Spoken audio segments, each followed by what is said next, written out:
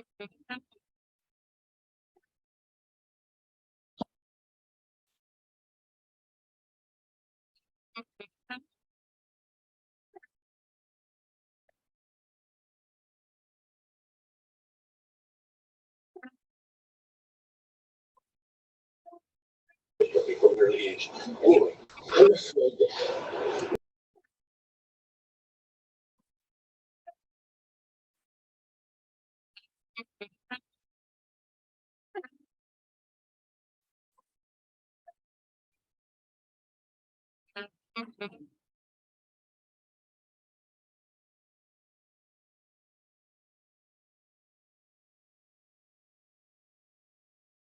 All right, ladies and gentlemen, welcome, welcome, welcome. Good evening. Good evening. Good evening.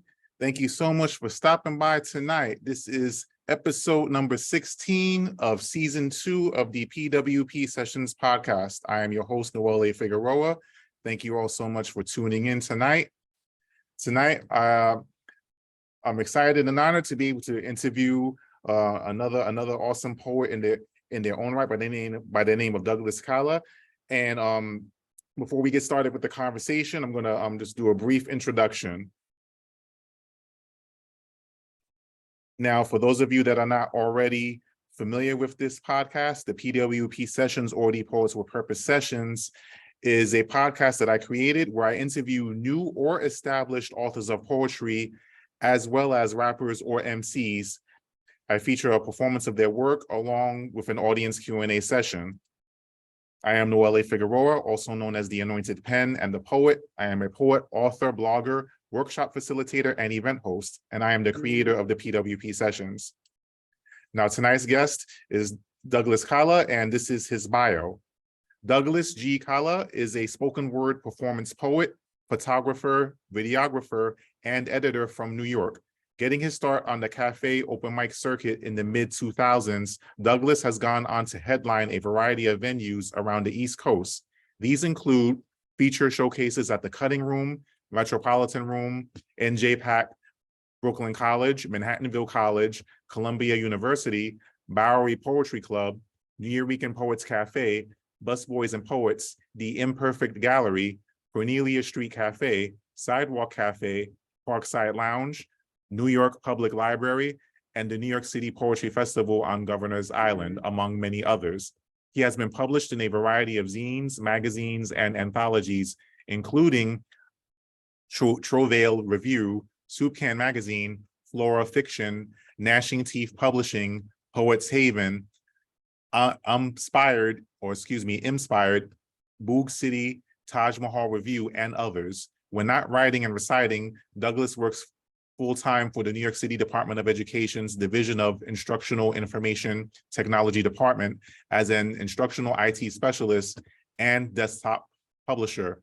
He is also a staff editor for Dark Onus Lit, an experimental Philadelphia-based press that publishes poetry and flash fiction. His forthcoming debut poetry chapbook, Eternal Embers, is due for release in 2023. Now, ladies and gentlemen, I introduce to you Douglas Cala.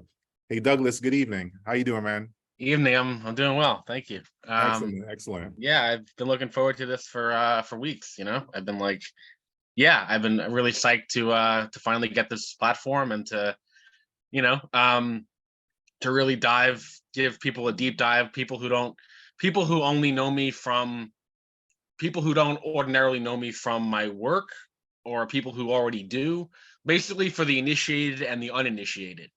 I kind of want to give people a more substantive understanding as to who I am, not just as a poet, but as a person. And I think that's really important to offer that distinction, and to kind of have the two dovetail together, Oh, most definitely.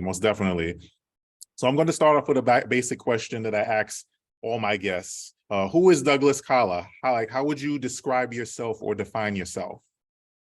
Good question. Yeah, I would say, honestly, I don't know. I think that,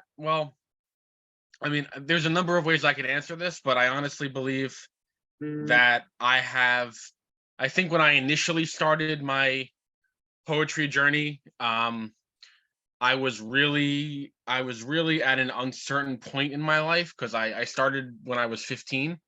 And I think at that point, I was really just like a lot of teenagers, I guess, just sort of trying to navigate their adolescence and kind of figure out, okay, like, you know, I mean, you don't really have a defined path at that age yet. I mean, most people don't.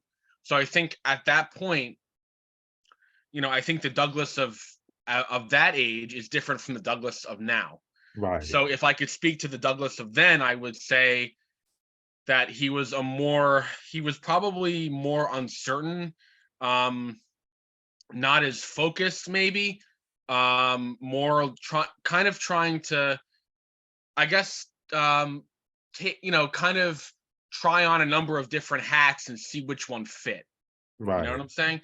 And I think the Douglas of now can speak to that more formative version and say that Douglas of now has really, with all my experience, not just in poetry, but in theater, in live arts production, in event hosting, in curation, in film. I've done some film stuff as well. So I think all of those passions have sort of have really spun into like the cumulative version of who I am right now. And that is someone who takes great like painstaking, like a great painstaking process into arts development and the evolution of myself as an artist and myself as a creator and purveyor of knowledge. I think that's really important to really hit on because I really believe that, knowledge and wisdom are things that never, like they're never fads. Like they should never disappear, regardless of how old you get. I don't believe when you get older you get more disenchanted. I believe the opposite is true. Mhm. And I think at this point, I mean, I'm 33 now, so it's like, I'm still figuring things out, but I think my 20s were a period of figuring things out, and now in my 30s I'm sort of like planting certain seeds to get myself on a more defined journey. And this is the journey that, I'm at a point now where every interaction I have is one in which, I think that the person who I'm interacting with can benefit and I can benefit. So it's sort of like a symbiotic relationship, Right. you Right. know? And I'm a person who really strays away from things that would be that would run counterintuitive or be counterproductive to basically achieving that, like anything, so yeah, I mean, I'm really in it for the purity of the art and the purity of creation and the purity of expanding myself and expanding other people's perspective on a range of things. And I think that's the Douglas of now, as opposed to who I once was. But I think that curious 15-year-old is still there, Right.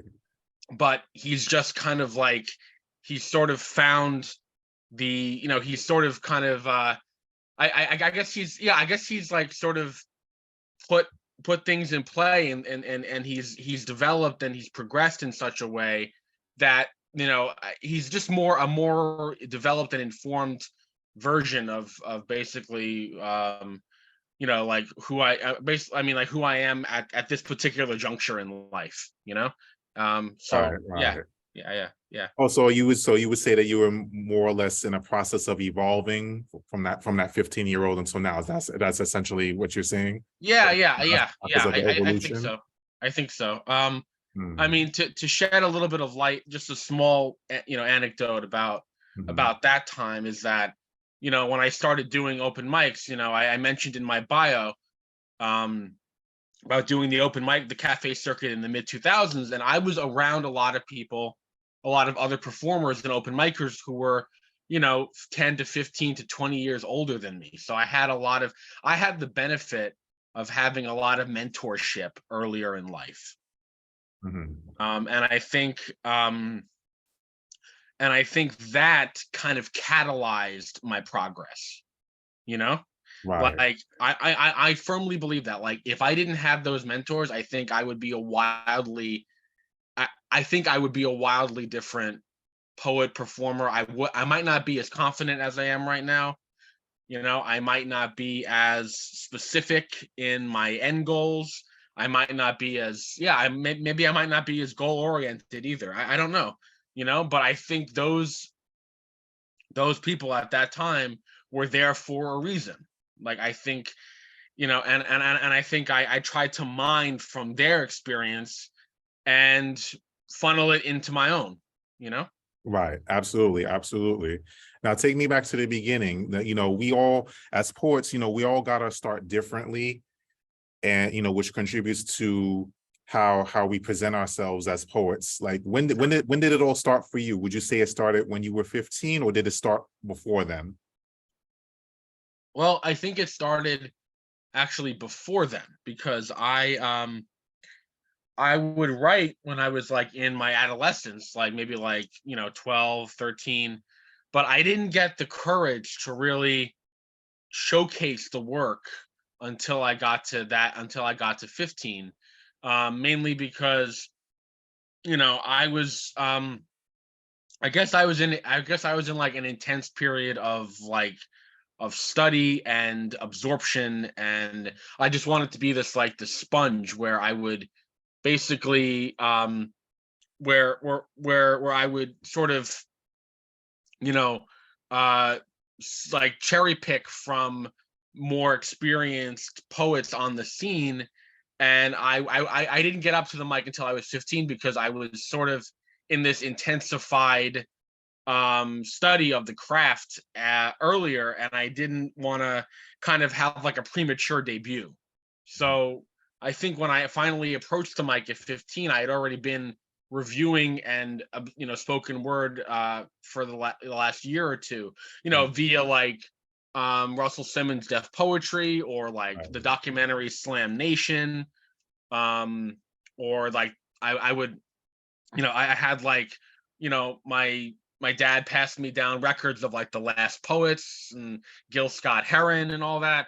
So I was getting myself well immersed, in the craft of spoken word and theatrical performance and poets theater, and Dadaism and all that. And I think when I finally got to the mic at 15, um I think I was a little bit more I was a little bit more ripe at that point, Mhm. um because of my exposure earlier on, you know Right. Excellent. Excellent.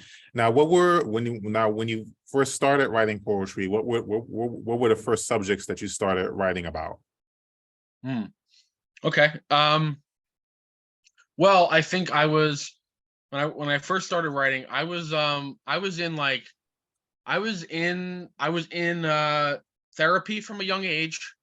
So I think back then I was writing about sort of like, trying to I think I was using it as more of a cathartic platform for myself. Like I wasn't writing as topically as I do right now. I think back then I was writing more from a guttural emotive place, and a more introspective place, Right. and a place of deep contemplation. I think I was very meditative when I was younger.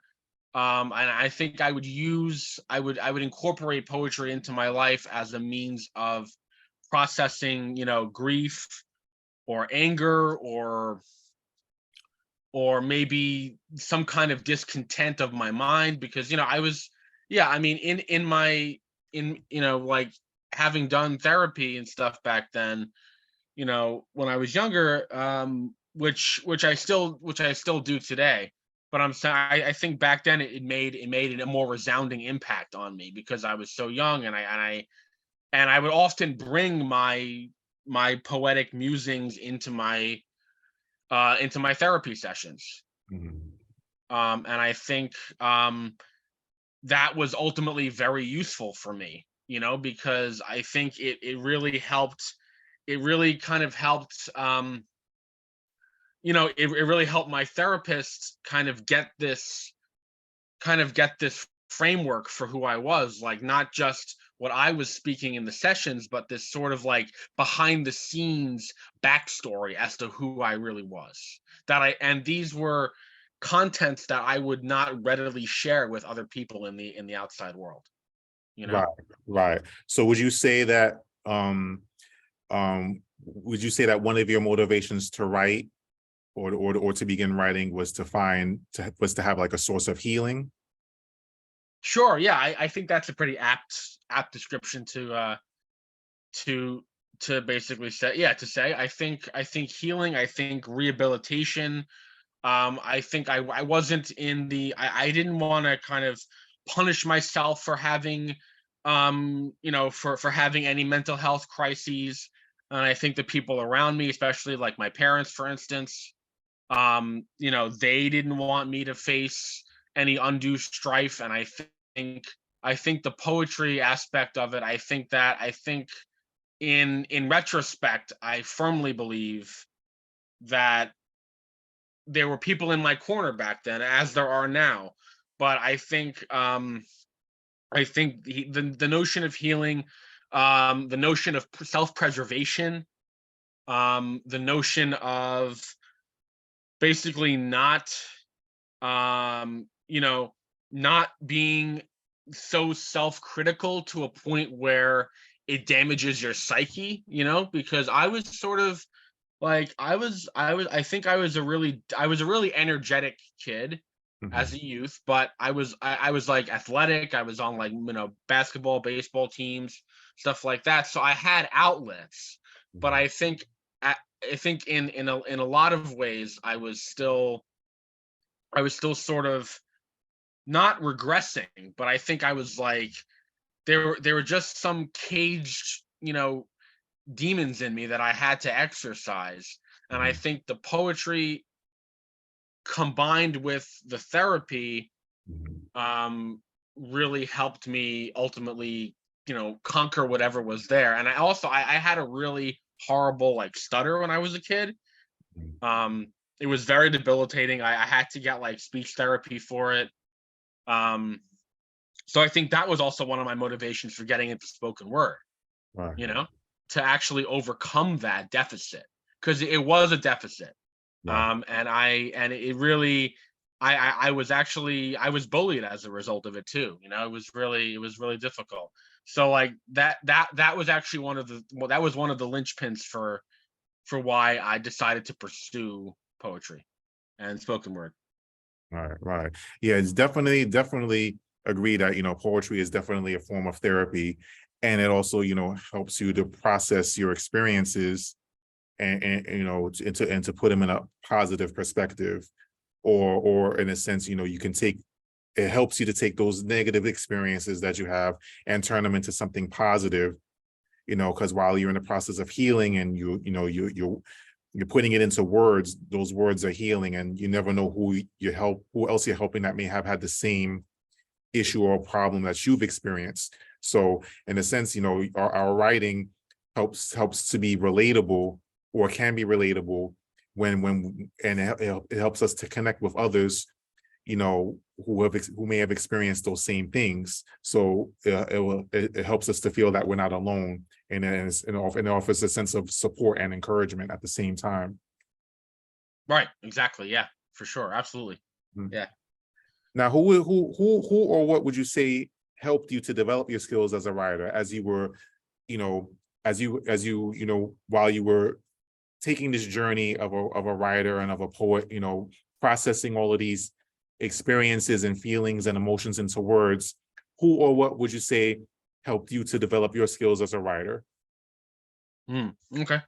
Well, honestly, I mean, as I hinted at before, I had a lot of early mentors in the cafe open mic scene, and I'm gonna give a little nugget, a little shameless shout out to one of them, and that's Jacob R. Moses, um, who actually has an upcoming in a week from now. He's going to be interviewed on this channel. But he was actually an early he was an early mentor, and I was more his protege, because he's a bit older than I am, and he took me under. He was one of the people who took me under his wing and kind of showed me how basically how you can weave spoken word, basically how you can translate page poetry into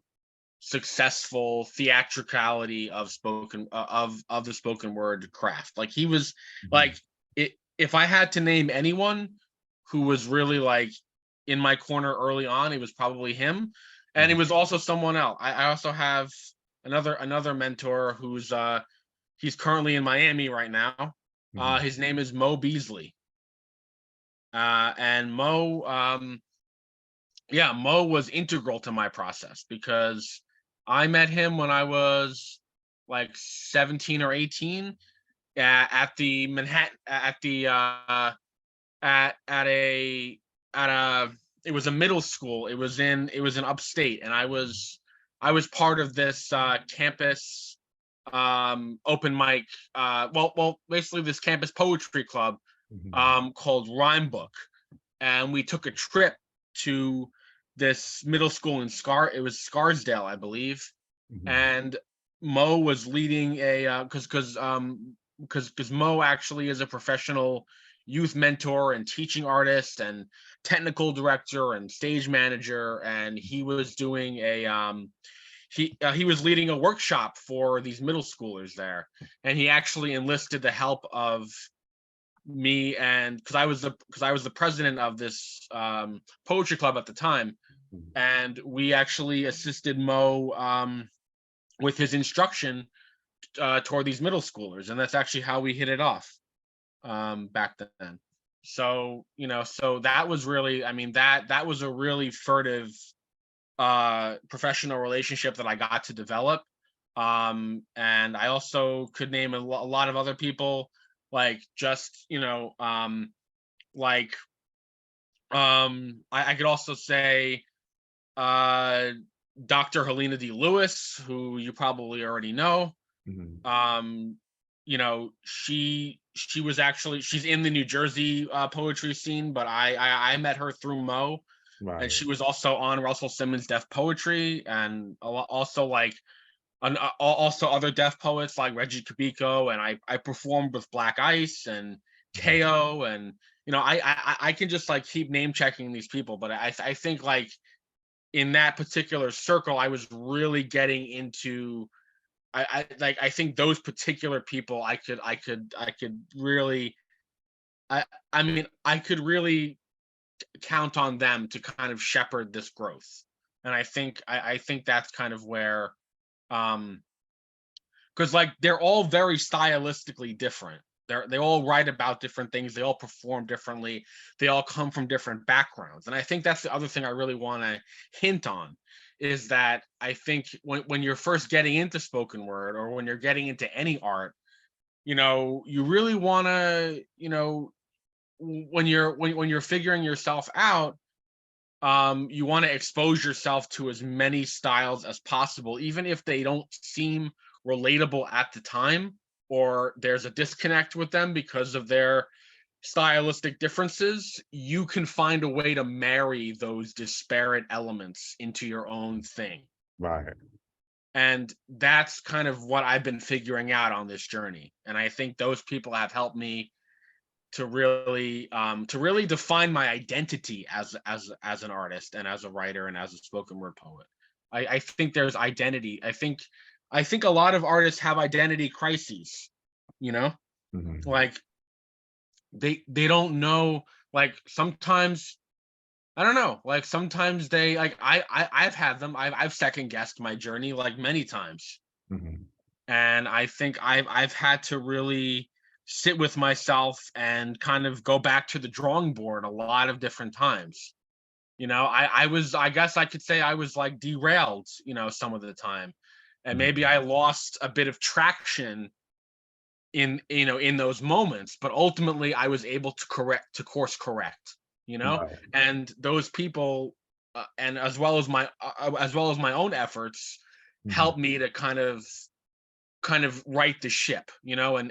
and you know so Right, yeah. right, exactly. And that's excellent because, you know, because that's what it should be about at the end of the day.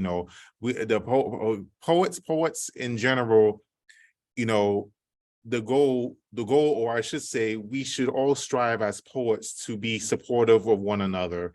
And it's very fortunate that you had that support system in order for you to cultivate, your own path and your own style and your own approach, to poetry and spoken word.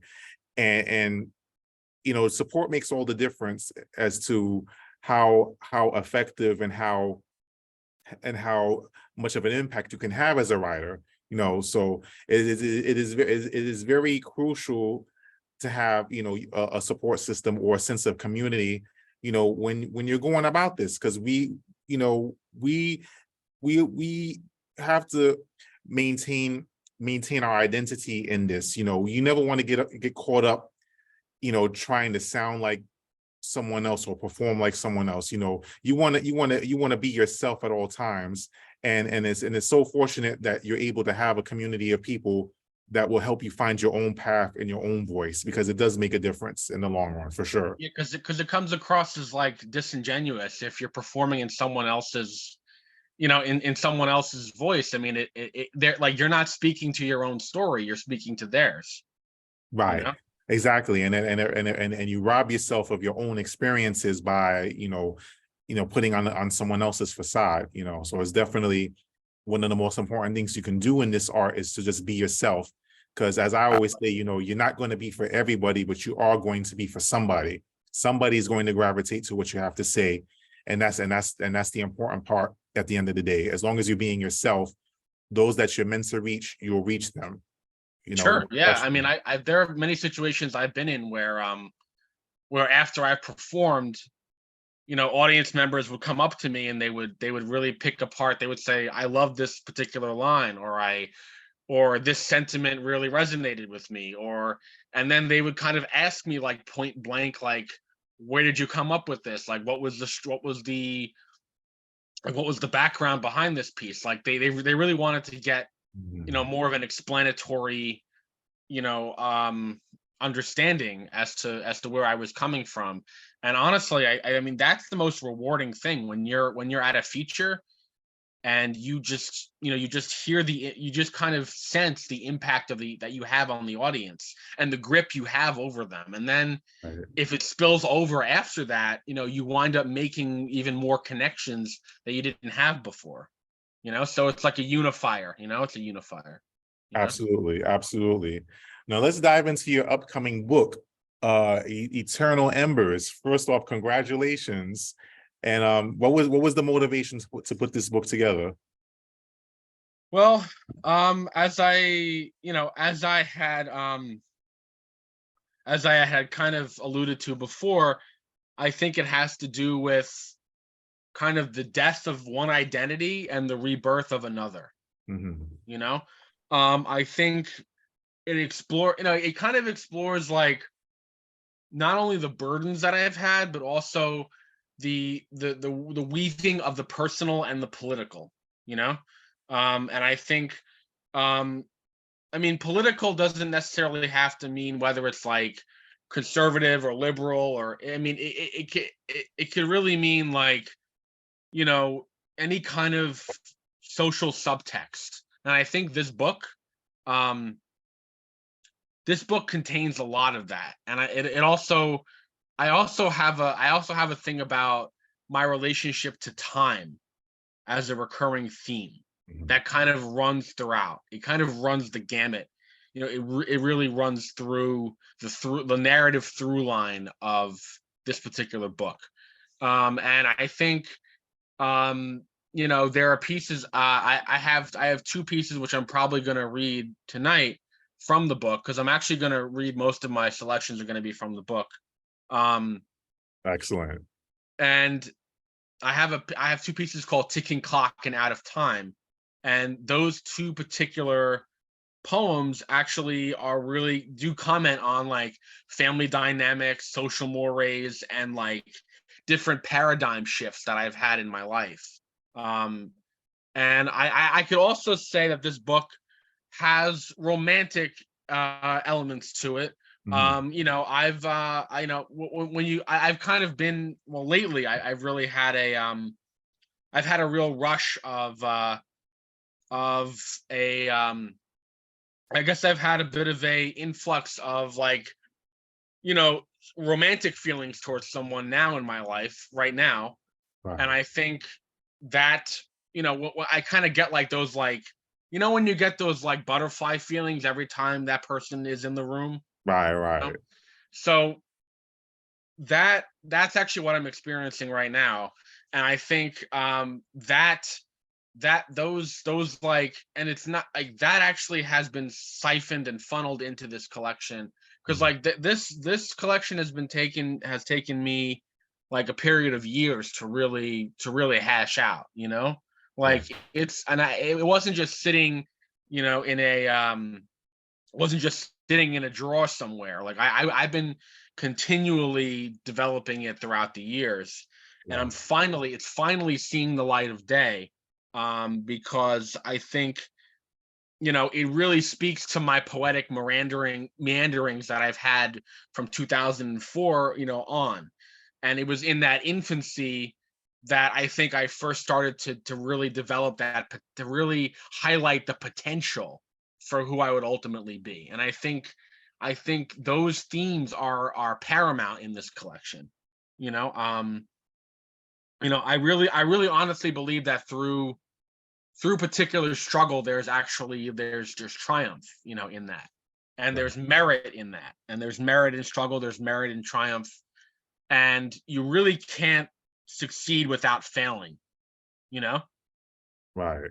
And this particular book, you know, highlights my yeah, I think it kind of highlights not only the periods in which I was on an uptick, but also in my more, you know, I guess, yeah, I think like the peaks and valleys of my journey are fully fleshed out in this collection. And I think every prospective reader, every reviewer who's hopefully going to review it, I think would be, you know, would really, I think there's a lot to take away from this, you know. um Definitely. Definitely. It definitely sounds like awesome content, and I'm looking forward to checking it out when it releases. Do you consider this project to be self-published, or did you work with a publisher? Oh, well, I'm actually in the process of working with a few independent presses to get it out. So I'm not gonna this is a collection I'm not gonna self-publish. This will be ultimately this will come out via a independent press. Yeah, that's awesome. That's awesome. So, you know, I figure I think for my, because then also I have to note that this is my first ever definitive collection.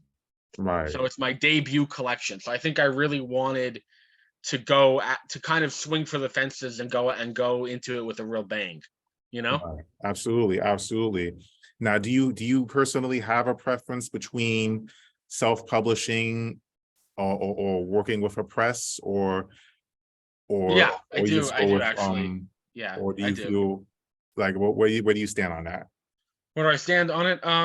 I mean, look, I don't, I'm not necessarily knocking self-publishing, but I mean, I've known a lot of people who do it, but I do believe that when you work with the press, you know, you're kind of getting that definitive. You're kind of getting, there's sort of like when your content is, when it gets the attention of a more established press, I think it's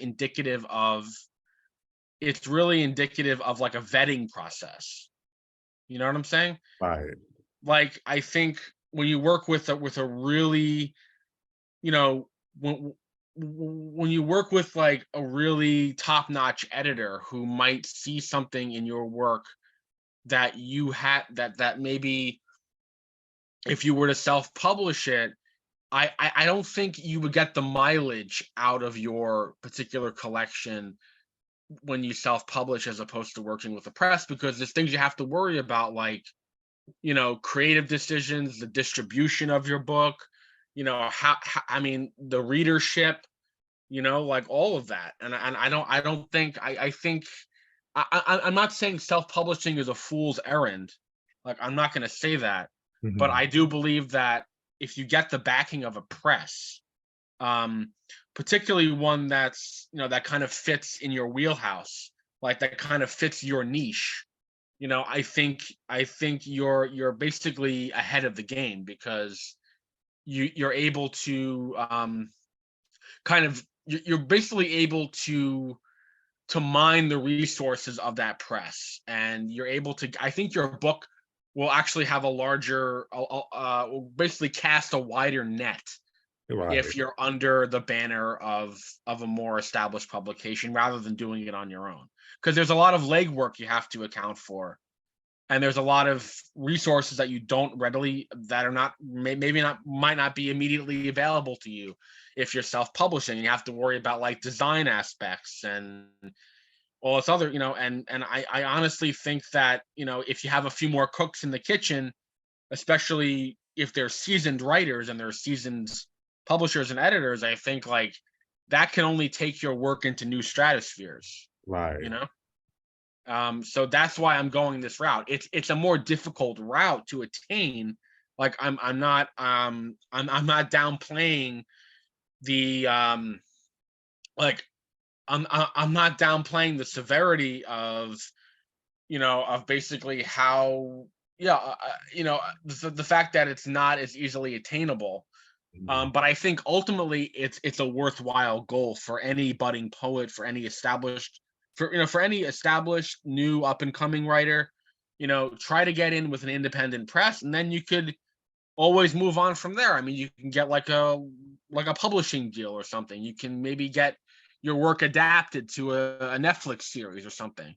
You know what I'm Right. saying? But I Right. think if you start somewhere, if you start with like an indie press and you maybe do like a book release and you have a little press tour, and that's the other thing, like that press will help you in those respects, rather than going it solo. It's really, yeah, it's a very difficult path to navigate, especially as a up and coming writer. Yes, definitely. It's definitely a step up. And as a writer and a poet, you definitely want to leave yourself open to giving yourself more options, or as many options as possible, to have a path of publication. So, it's not, there's not necessarily a wrong way. It's more along the lines of, what you feel it works best for you, for a particular project, without a doubt. Exactly. So you Yeah. can't go wrong either way. No, not at all. Now, outside of those individuals that you may have mentioned that were in your circle that you consider to be mentors, or sources of inspiration, are there any other poets that come to mind that you would consider to be your inspiration for your writing? Sure. Yeah. Well, yeah. I mean, I think. I mean, there are a lot of. I grew up in the Staten Island poetry scene, and there is one. I think people kind of have this notion about the island in some respects. With like people think that there's a lack of artistry there, but I've come to know a lot of poets from that scene who have really who've really left an indelible imprint on me.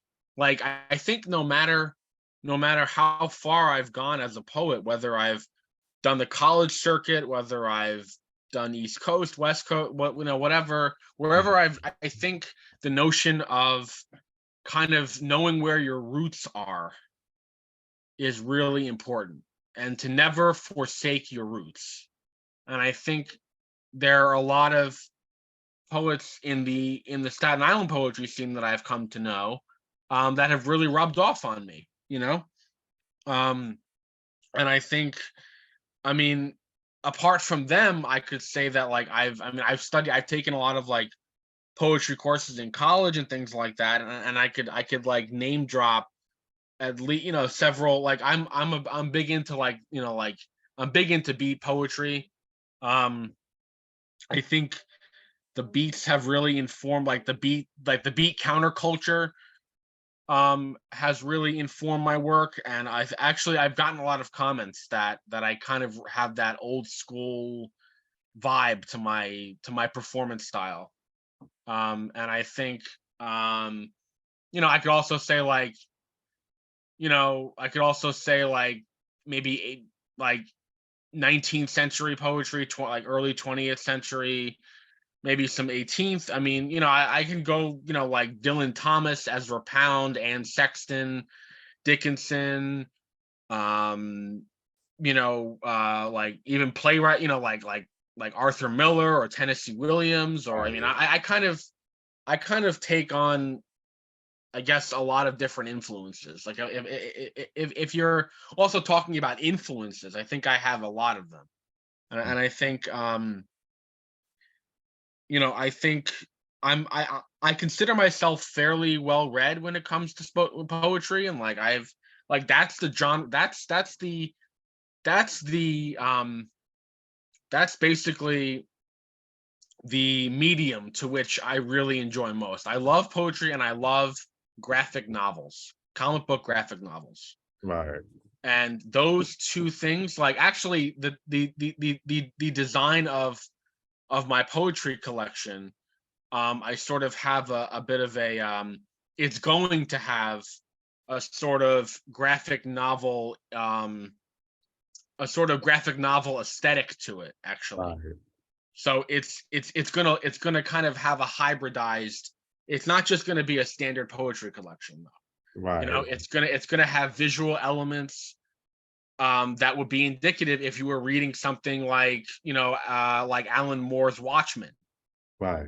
or something. Like it's really gonna challenge the reader in so many ways, and that's kind of why I'm so anxious to get it out, because it's like, I really can't wait for.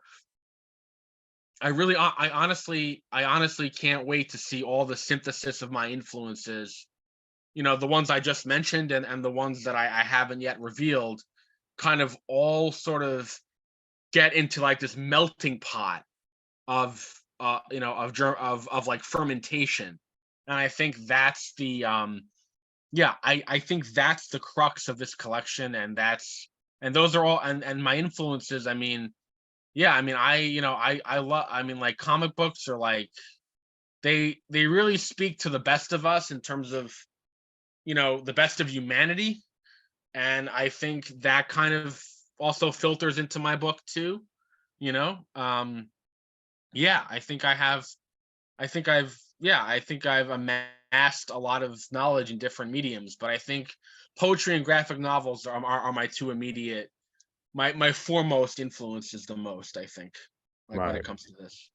That's excellent, and that's definitely a very unique approach to doing a poetry book. So I'm definitely looking forward to see how how that plays out when it's released.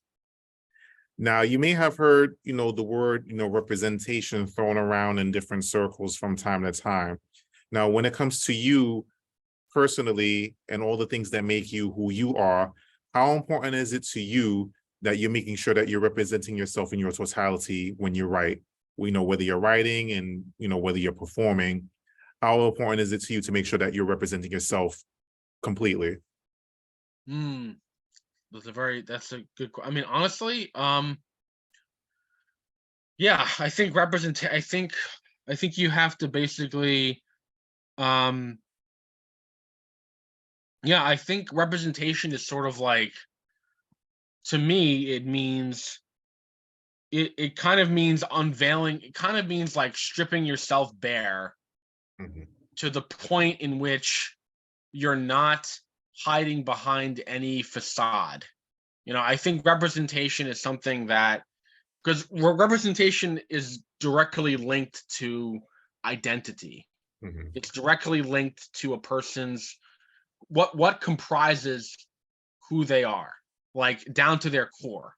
And I think if you're inauthentic in that representation, then you come across, you're not like, I mean, I think you can I think it's healthy to emulate those who you want to aspire to one day become, or but I think at the root of it all, if you're not talking about topics and themes and constructs and things like that are actually reflective of who you are, think of it as like you're kind of looking at you're basically refracting yourself in a mirror. And it's like that mirror, when there's light hitting it, it's gonna reflect in all different directions. And I think that's the genesis of what representation really means. And this could mean like how you identify, like say if you like what your persona ultimately is. And I think persona in poetry, especially spoken word, like I've seen poets who basically perform in character. Like they don't like they it's almost like they morph in front of you into this completely different being. And it's really something to see. Like I've done competitive slamming a lot. And what I've seen on that circuit, like, I think I've seen like one woman shows. I've seen, I've witnessed poets who can basically embody different characters, like in like a in more of like an autobiographical way, in terms of, okay, like say, like there's this one woman show that I actually have to shout out, that's coming back, I believe. I mentioned Dr. Helena D. Lewis, and she has a one-woman show called "Call Me Crazy: Diary of a Mad Social Worker." Right. You may have heard of it, but for those who haven't heard of it, she basically takes on 25 different. It's a one-woman show, so she takes on 25 different characters, and they basically they could be, I mean, they basically are culled from her experiences in mental health. Right. And like and something like that actually to me speaks volumes about representation, because representation is not just who you are as a poet, but it's also the people you impact in your life, whether it be professionally or personally. And I honestly think that Call Me Crazy is a really like picture perfect example of the power that spoken word can ultimately like to really make it prescient and of the moment, and but also timeless in a sense, because I think it's relatable to see all these interactions that Dr. HGL has had, and all the people that she has, that basically in her professional life that she has positively impacted Right. for the greater good of self-sacrifice, for the greater good of advancing, our society in a more progressive way. And I think that's the best part. Like that's the true power of what spoken word can do. It can really incite and activate, I guess, things that people wouldn't or ordinarily want to say. And like that poet can be that vessel for the voices of the voiceless, like the people who would rather go unnamed, you know? Right. And I think, Absolutely. yeah, and I think that's what I've learned. That's part of what I've learned in my journey, and that's part of what I've really taken to heart with conviction, with singular conviction. Whenever I perform, I really try and I really try and activate that in my audience. And I think it comes back to me, 10, 20, 100 fold, you know? So Absolutely, absolutely, without a doubt. And that provides the perfect segue to our next segment, because now, ladies and gentlemen, it is time for Douglas to take the mic. Now, Douglas, at this time, you are welcome to do up to 5 poems of your choice to give our audience an idea of, who you are and, who you are as a writer. So at this time, the floor is yours. All right, awesome. So I will be, mostly be performing pieces from my upcoming collection, Eternal Embers, which, as Noel had said, is due for release this year. So I think I will start. With the opening piece of this particular collection called Trailblazers. So here it goes.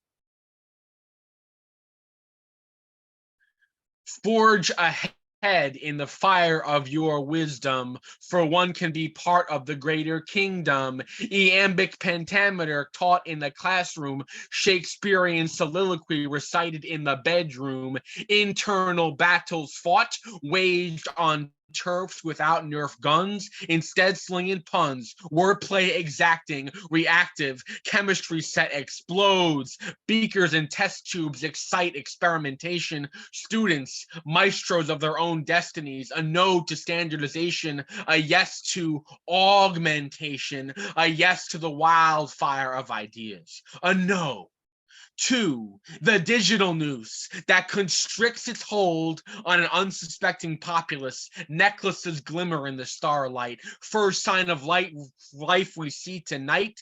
Distant planets in the moon glow. A magnificent spectacle. Examine with your monocle. Science not put on a pedestal. The holy chants of Ginsburg. The talk of hipsterdom as normalcy. A movement away from truancy. Kids not locked up, but plugged in their minds, wastelands of the residue of Twitter feeds. A yes to synergy and synchronization, a yes to dovetailing interest, bisecting the heart, its atria pump like the dancers who sway in interpretive strut for King Tut would be resurrected. Beat poets yell from rooftops. Rastafarians with beatboxes cordon off sidewalks, producing palpable parties that hum with electricity, elasticity, step in with geometry, guess, ping pong into one another, forging connection, scent detection, aromas in the air from baked pies, drown out the smell of rain-slicked city streets. Thumbs up go the critics, the groundswell.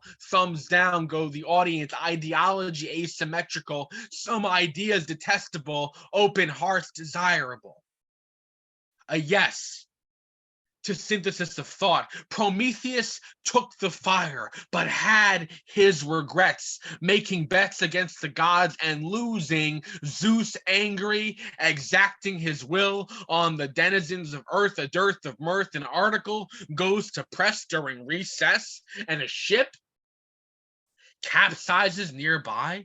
One action bleeding into another. Don't put a muzzle over conviction. Diction rules the day. A fiction to dream otherwise.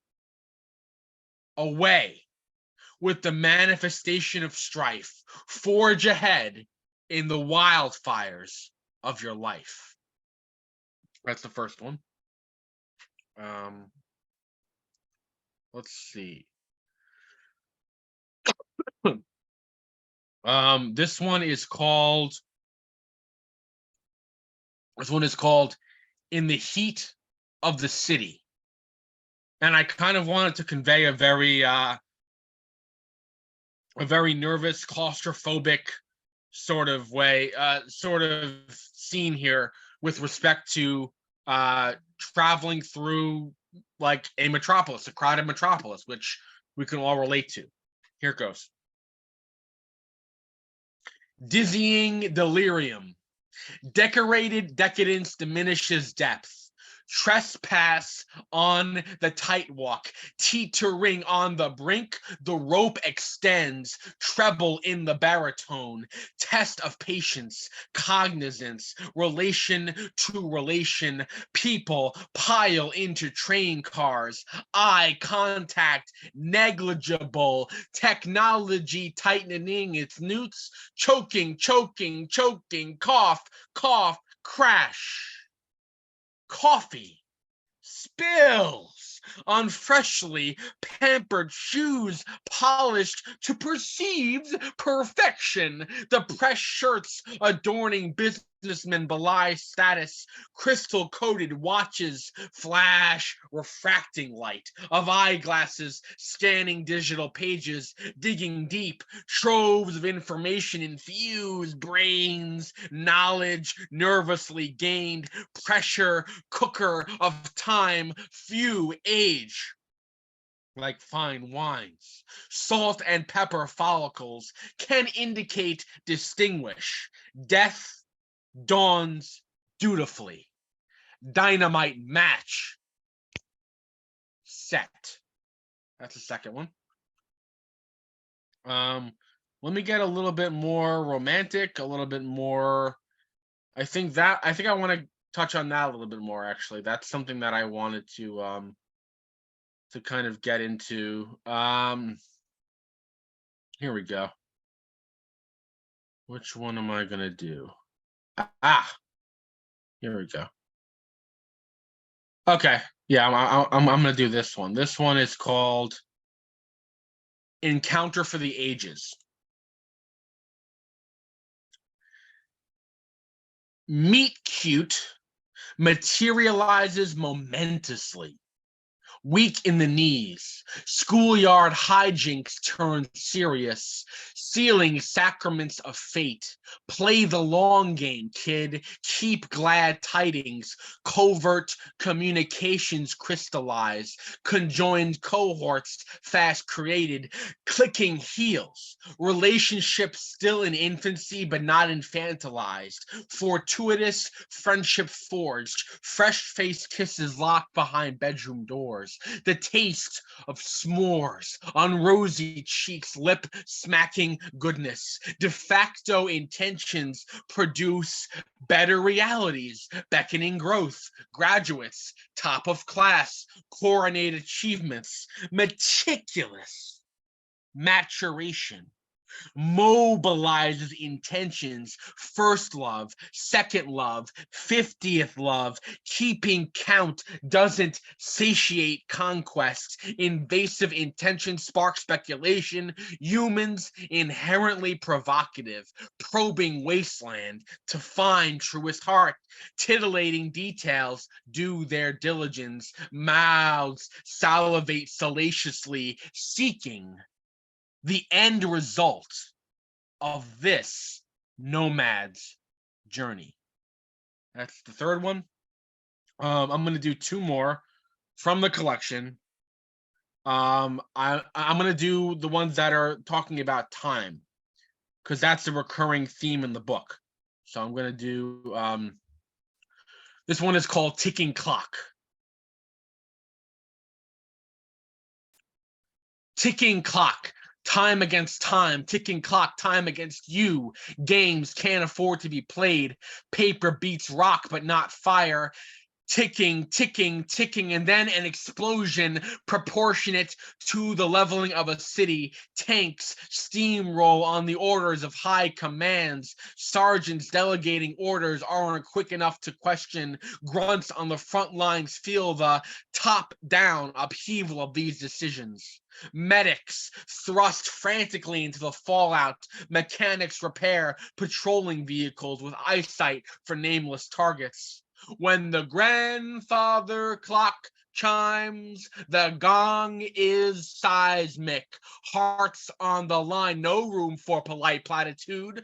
Professorial positions produce Poultry, pressure cookers. Psychosis isn't peddled, it's induced, whether naturally or forced. Time against me, time against you. Denizens of our planet must take heed. Citizens citywide, nationwide, worldwide are in peril. Holding tight, not an option. Inaction opposes rectified results. Polar ice caps melt at an escalating rate. Polar bears capsize in the glacial discontent. Agents of destruction always loom, but benevolent few rise to the occasion.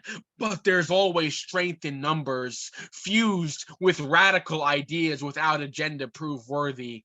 Agendas can change with each passing of the power torch. It crackles, doesn't diminish, but behaves differently with each succession. Olympic runners dash across the finish line. Limber athletes, ribs exposed, profuse sweat dripping, dripping, dripping, all in the name of the next great adventure. And then I have one more, which will speak to the same theme. Let's see. And this one is called Out of Time. I find myself displaced out of time, akin to Captain America frozen under the ice caps for 70 years. I scrape off the soot from weather-beaten boots I wore, a treacherous journey with all the trappings of a pitfall. In my younger years, I'd rock mics, and I thought that was enough. Wrestling with the innermost parts of my nomadic self, I find myself displaced out of time, as most of what I muster are rhymes, the fine-tuned connections between the stanzas.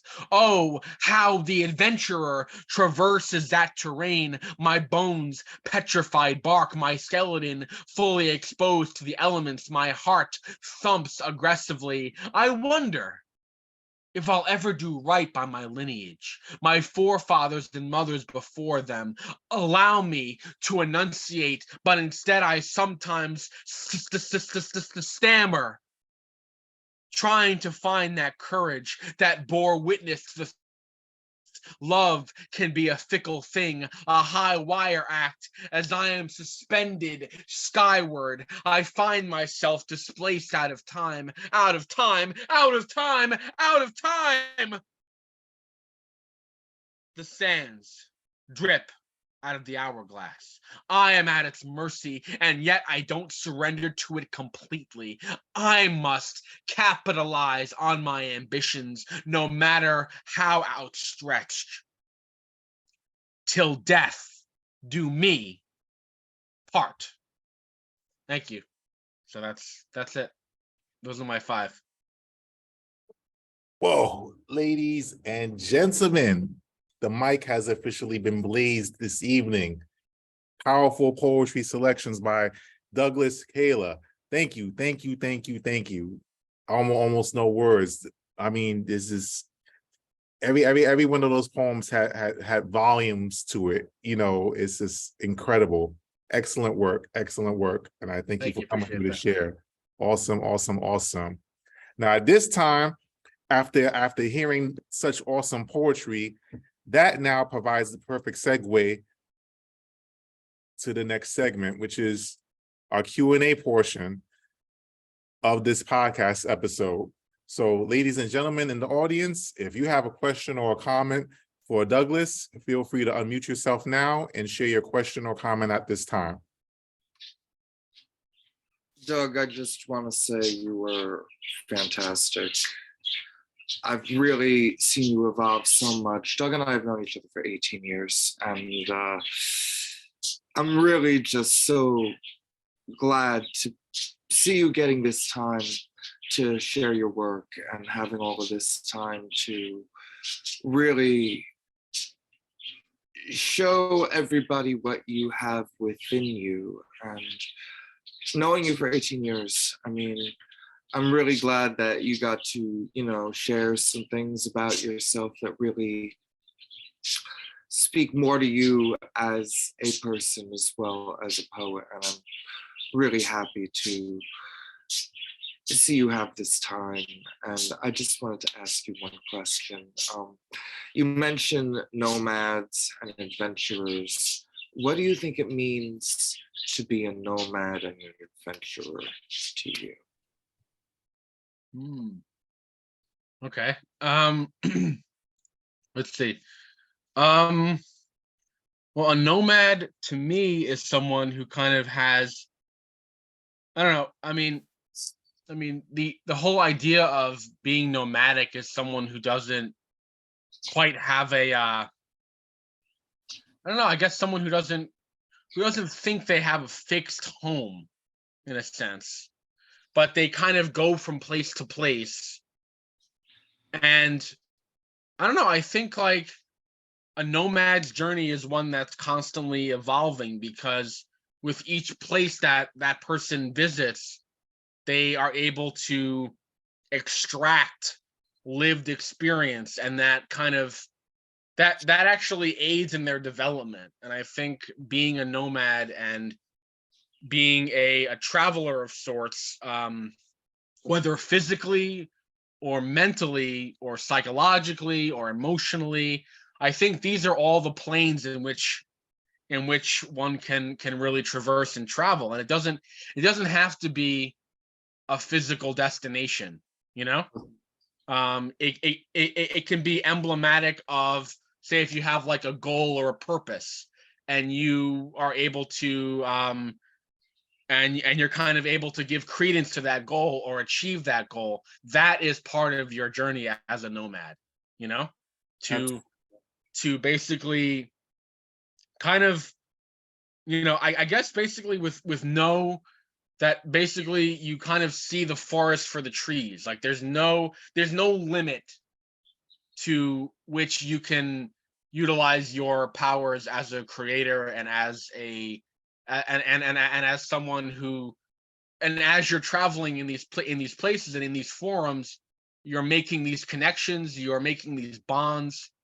You are basically getting more in touch with yourself, with other people, and with other experiences that ultimately will unite you to basically a grounded foundation. And even though you might not think that you have a home, I think home is, I mean, this is sort of sounds kind of cliche, but home can be where the heart is, you know. 100%. And I think even if you don't think you have a fixed home at one point, the people who you trust in your innermost circle, those people can become your home, you know? Absolutely. I mean, just piggybacking off of that, I just feel that, you know, I'm a big believer that, what you've said is along the lines of, it's about the friends we made along the way. But I think in a lot of ways, it's the family that we've made along the way also. I've always considered you a brother. Love you, man. It's been a pleasure being your mentor. It's been a pleasure being someone who has seen you grow so much over the 18, 19 years that I've known you. So For sure. Thank you. Yeah. how Really good. appreciate that. Awesome. Thanks, Jacob. Excellent question. Thank you for being part of the audience tonight. Thank you. Anyone else would like to share a question or a comment?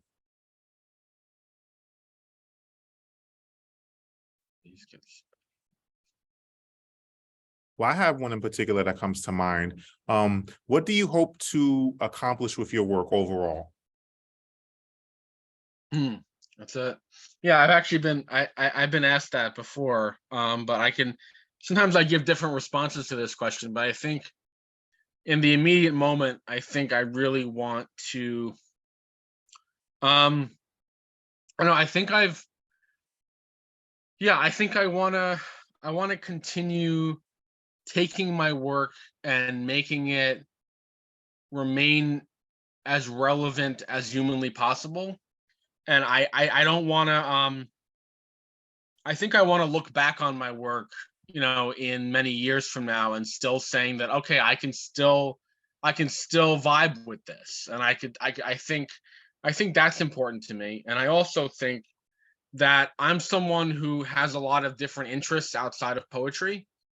So I think the ultimate goal for me would be to take those other passions and pursuits and kind of unite them with my poetic journey, with my poetic craft.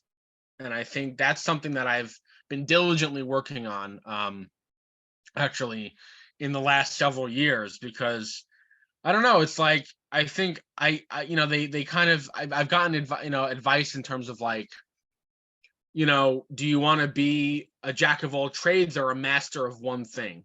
You know what I'm saying? And to me, I mean, jack of all trades is nice, but to attain a to kind of obtain a oneness and a mastery over one thing, but also have your other collected passions kind of funnel into it.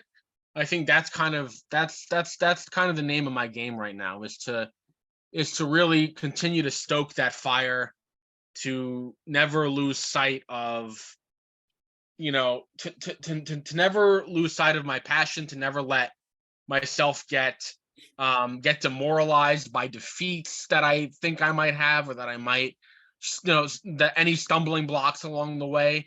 I kind of want to like continue to clear and blaze new paths for myself as an artist and as a creator. And and I think that's kind of like the most important thing, because I mean, I have a background in technical theater, and I've done on film and IT work, because that's what I do professionally. Is my day job, I work, as I said, or in my bio, yeah, I work in instructional IT for the DOE. So maybe I want to take poetry, or maybe I want to like teach someday or do something. I don't know. Like there are so many aspirations that I have, but I think at the root of it all, poetry and spoken word have always been my source passions. So I think as long as I maintain that, I think I will continue. I think I'll have a sense of purpose and contentment that I'll be able to maintain, like for the Yeah, foreseeable future. You know what I'm saying? yeah, definitely, absolutely. Anyone else like to share a question or comment before we close out for the evening? Anybody? Wait, is there anybody? Let's see. Who do we got? Anybody? But before we close out, can you share with our audience where you can be found on social media? Oh, absolutely. Yeah, sure. So let's see. Yeah, for Instagram, my Instagram handle is Shutter Remnant. That's SHUTTERREMNANT.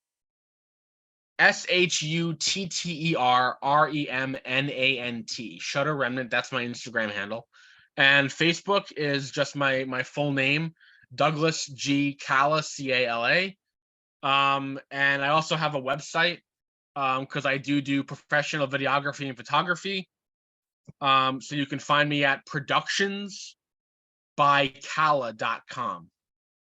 And yeah, and also if you want to, I'm open to people, to any prospective publishers who might be watching, or anyone who's in the literary community right now who's watching, who wants to take a gander at this manuscript, before it gets in the hands that it has to be in.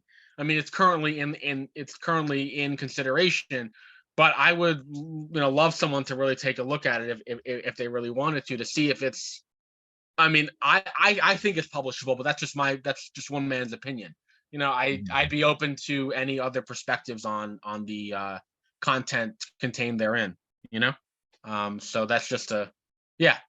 But ultimately, this has been a really satisfying experience. I really appreciate it a lot. Awesome. Now, in addition to the book that you have, that you're getting ready to release, are there any other projects or events that you want to share with our audience before we close out? Let me see. Any other projects? Yes. I could say actually myself and Jacob, who was just in the call, we are working on a spoken word documentary. And that's going to be coming out. That's actually in post-production right now. Nice. And it's going to come out in June. And we basically, yeah, we've been working on it for the last year. So it's currently in post. We're just doing the last bit of insert shots and some effects stuff with the green screen and all that. So that's coming out soon. I also have what else do I have? Oh yeah, I have some features coming up. I think I have a feature with the Queens Underground in Queens on June 9th. There's a feature that's in Jamaica, Queens. And I can be seen. I'm doing my press, the press that I edit for. I'm a staff editor for Dark Onus. We just released our debut issue 1, which can be found on www.darkonuslit.com. So we are currently in production on issue 2. So that's coming along really well. And I'll also I actually on that token, I'll also be attending a lot of probably toward the back half of the year, I'll be attending literary conferences and stuff with the press. And my next immediate feature also after the June 9th one is going to be at the New York City Poetry Festival, where I'll be performing, I'll be co-featuring with Robert Gibbons and a couple of other really high-profile poets for the Phoenix Reading Series. And that will be, what is it, July 9th or 10th, I believe, which is a Saturday. And I'll also be performing with Dark Onus. I have 2 features that day, so I'm doing back-to-back features that day. Nice. On the what is it, the White Horse stage, and then the Poetry Brothel stage. So I'm doing 2 back-to-back features. They're going to be completely different sets. Like, it's totally different. Wow. So if you want to come meet me there, anybody who's seeing this, who's in the room or after this, I'll be hanging out there, and Dark Onus will have their own table set up. So if you want to come talk to me about the press, if you want to get in with the press and submit anything to it, we take flash fiction, we take poetry, we take short stories, we take art, photography, something that's dark, more dark, experimental, things like that. So yeah, just come find me there at the New York City Poetry Festival this year on Governor's Island. So yeah, that's roughly it for right now. Awesome. That's excellent. So as we close out this episode, there's just one more thing that I like to do. And that is to say thank you. First off, Douglas, thank you for coming through. Awesome conversation and equally awesome poetry. No doubt. Bars for days. I mean, absolute, complete, and total bars. Love the imagery, the wordplay, the storytelling, the whole package, man. You really came through and gave your all tonight. And I just want to thank you for being my guest. Thank you for sharing your heart, your work. And I just I wish you all the best with your upcoming projects and events. And keep doing what you're doing, man. You have great material. You have a lot to share, and I appreciate you taking the time to share with me and our audience tonight. Now, ladies and gentlemen, you don't want to miss the next episode. Season 2, episode 17 will be featuring Jacob R. Moses, who was also in our audience tonight. His interview will be on Tuesday, May 16th, 2023 at 8 p.m. Eastern Standard Time. Now, for those of you that wish to connect with Poets with Purpose, you can do so through the Facebook group, on Twitter @PoetsWPurpose, YouTube channel of the same name. You could also find me on Clubhouse @The Anointed Pen.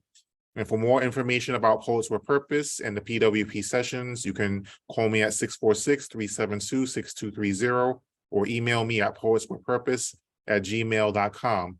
All of my flyers and logos were done by the awesome team at Eclipse Graphics. You can find them on Instagram @ Eclipse Graphics NY to see samples of their work and reach out to them if you need anything done for yourself. Lastly, those of you that wish to make a donation, you can do so through PayPal, Tap Media Man, on Cash App, $ The Anointed Pen, or through Zelly, utilizing my phone number. And with that, ladies and gentlemen, that is a wrap for episode 16. This episode will be uploaded to the Poets with Purpose YouTube channel within the next hour or so. So be on the lookout for that so you can be able to access it and share it amongst your own social media channels. Thank you, Douglas. Thank you to my audience. Thank you all so much for tuning in tonight. Have a good evening and God bless. Thank you. Right on.